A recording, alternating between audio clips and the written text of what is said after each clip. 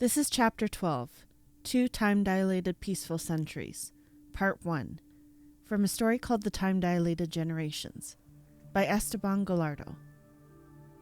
The first generational ship to depart was Rigel, bound for the star of the same name in the Orion constellation, a mere 860 light-years away. Thanks to Ellie Anderson's groundbreaking work in propulsion, the journey would take approximately 215 years, an inconceivable span of time for a single human, but a necessary sacrifice for the survival of the species. The launch order of the generational ships was determined by the proximity to their destination stars. The shorter the journey, the less time humans would have to endure the confined, artificial environment of their spacecraft, reducing the likelihood of societal collapse. This approach also allowed engineers to refine and enhance each subsequent ship, improving the quality of life for those who would spend their lives traversing the void.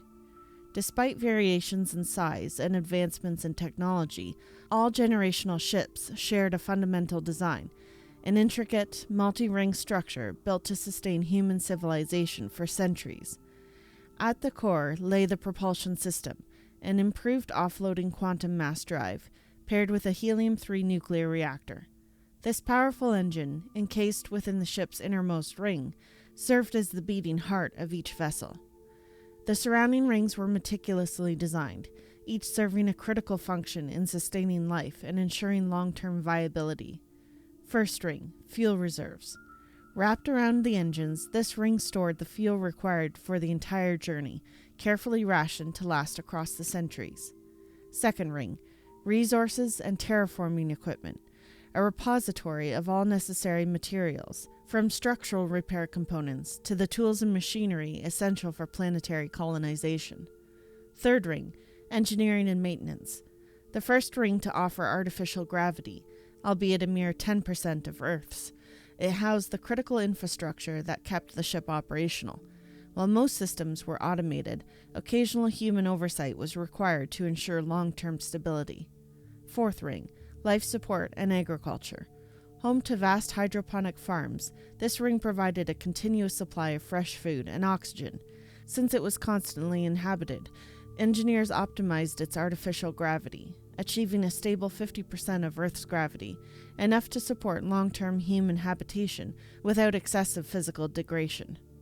Fifth ring, human habitats, the outermost and most vital ring, where families would live out their entire lives.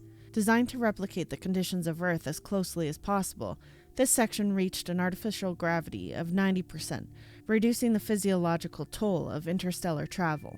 Rigel was the first of 10 planned generational spaceships to set sail for the stars.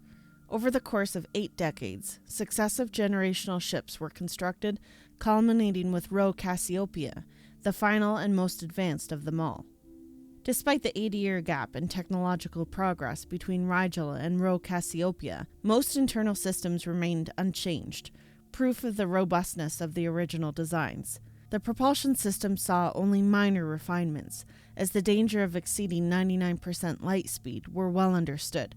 No one was willing to risk another catastrophe like the Endeavour.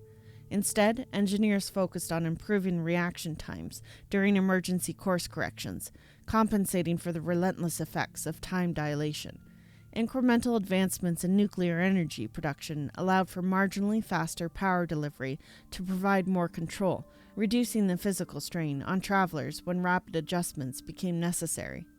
The most significant technological breakthrough during those 80 years wasn't in the generational ships themselves, but in their long-range sensor technology.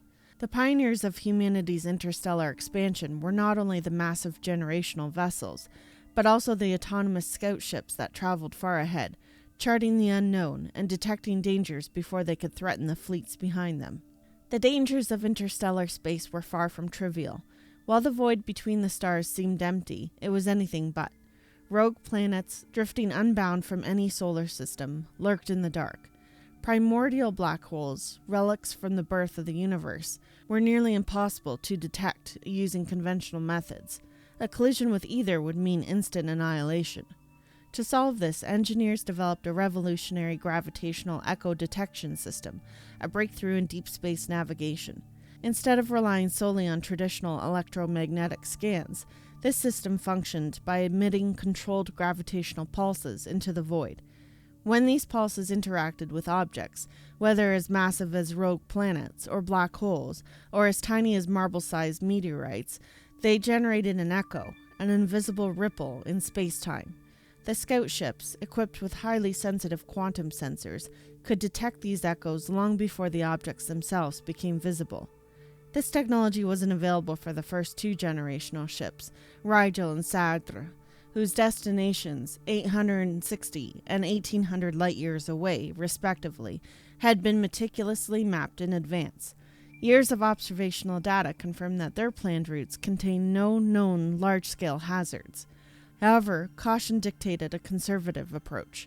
To mitigate the risks of unseen threats, mission planners decided to cap their velocity at 97% of light speed rather than pushing the limits at 99%. This seemingly minor reduction drastically altered the journey's timeline. Rigel, originally expecting to reach its destination in 123 years at 99% light speed, would now take 215 years at 97%, and Sadr, which would have taken 257 years at maximum speed, now required 450 years. The cost of safety was time. Entire generations would be born, live, and die before their ships arrived at their destinations. By the time humanity constructed its third generational ship, NGC 7789, bound for a distant cluster in the Cassiopeia constellation 2,500 light-years away, the new gravitational detection system had been perfected. Unlike its predecessors, NGC 7789 was cleared to travel at 99% light speed, making it paradoxically the second of the generational ships to reach its destination, completing its journey in just 357 years, nearly a time-dilated century ahead of Sadr, despite being 1,000 light-years far away. For the first time, humanity wasn't just moving through the darkness, it was mastering it. With each new ship, the path to the stars became clearer. The vast, uncharted cosmos was no longer a death trap. It was a road, one that, step by step, humanity was learning to navigate. Another significant technological advancement of the last 80 years was the development of the habitats where humans would live out their centuries-long journeys. One of the most crucial breakthroughs came in energy efficiency. By the time the fourth generational spaceship was under construction, engineers had cut energy consumption for life support systems by 50%, a critical improvement considering the finite resources available. But even with these gains, one persistent challenge remained: cosmic radiation. Interstellar space was an unforgiving expanse, bombarding ships with far more intense cosmic radiation than what humanity had ever experienced within the protective magnetic field of the solar system. The phenomenon was first confirmed decades earlier by Voyager 1 and Voyager 2, two 20th century probes that spent nearly 40 years crossing the solar system before finally breaching the interstellar boundary. Their data had hinted at what future explorers would face: a relentless, high-frequency onslaught of radiation that no natural planetary shielding could counteract in the long term. At first, engineers focused solely on strengthening the radiation shielding, thicker plating, improved electromagnetic fields, and optimized defensive barriers. But then, a radical idea emerged. What if, instead of merely blocking the radiation, they could harness it? Building on principles similar to solar panel technology, scientists developed cosmic ray energy converters, which could absorb high-energy particles and convert them into usable power. The breakthrough had a double impact. It not only provided a continuous energy source, but also reinforced the ship's shielding, reducing the need for heavy radiation-blocking materials. With more power, fewer shielding resources required, and advancements in material durability, a new opportunity arose: the expansion of human habitat modules. The first generational habitats were cramped, utilitarian structures, barely enough space to accommodate families without inducing claustrophobia. The initial design was equivalent to the space occupied by two large truck trailers placed side by side. By the time the last generational spaceship was constructed, those dimensions had doubled, vastly improving living conditions for the 500 people aboard each ship. Though the population per vessel remained fixed, ensuring genetic diversity amongst generations, this additional space was not left empty. Understanding that psychological well-being was as crucial as survival itself, engineers transformed the extra room into recreational areas designed to alleviate the psychological strain of prolonged enclosure.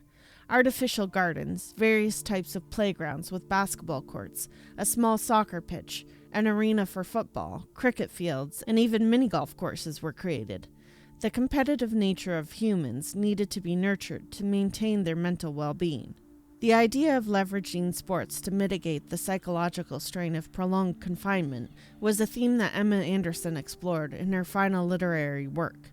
Recognizing the potential impact of her mother's insights, Ellie made the strategic decision to release additional excerpts from Emma's story shortly before her own passing at the age of 80, a full 40 years before the scheduled launch of the Rigel. This particular segment of the narrative was deliberately chosen for its uplifting tone, avoiding the darker elements to ensure it would bolster the spirits of those embarking on the interstellar journey.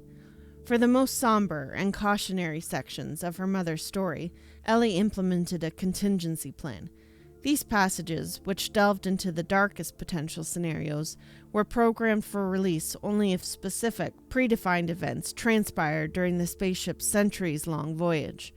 This foresight ensured that the crew would be prepared for the most challenging aspects of their mission, while initially focusing on the more inspiring and motivational aspects of Emma's narrative.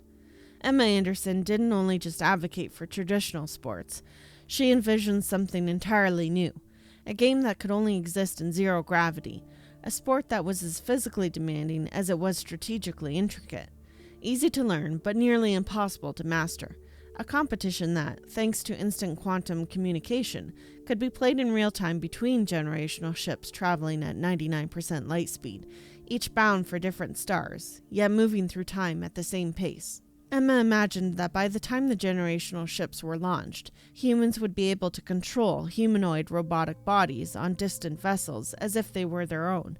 No longer would interstellar societies be limited to digital interactions, video calls, and text messages. Instead, they could physically engage with one another, despite being separated by thousands of light years. By the time Rigel launched, 100 humanoid robots were included aboard, fully operational. Though the first-generation models fell into the uncanny valley, visually unsettling in their near-human appearance, their core functionality was flawless. Every action executed by a person on one ship was instantly mirrored by a robotic body on another. More remarkably, the technology allowed sensory feedback, enabling the sensation of touch to be transmitted across the abyss of space. Emma had stressed in her writings how vital the sense of touch was for humanity's survival. Whether a gentle caress or a well-placed punch, physical interaction had always been an essential part of human connection. Without it, she feared that generations born aboard the ships, living their entire lives within the confines of steel corridors, would suffer a slow, psychological suffocation. Physicality was not just a comfort, it was a necessity. That was Chapter 12, 2 Time-Dilated Peaceful Centuries, Part 1. From a story called The Time-Dilated Generations, by Esteban Gallardo.